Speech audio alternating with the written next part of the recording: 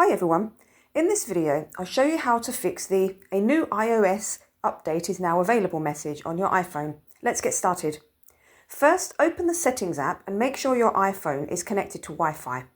Scroll down and tap on General, then tap on Software Update. If you see an update available, tap Download and Install.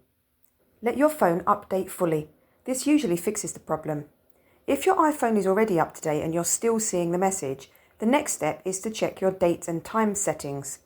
Go back to Settings, tap General again, and scroll down to Date and Time. Now make sure Set Automatically is turned on. This helps your iPhone keep the correct time, which can prevent the update alert from popping up incorrectly. And that's it.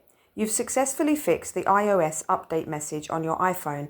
If you found this video helpful, don't forget to like and subscribe. Thanks for watching, and I'll see you in the next video.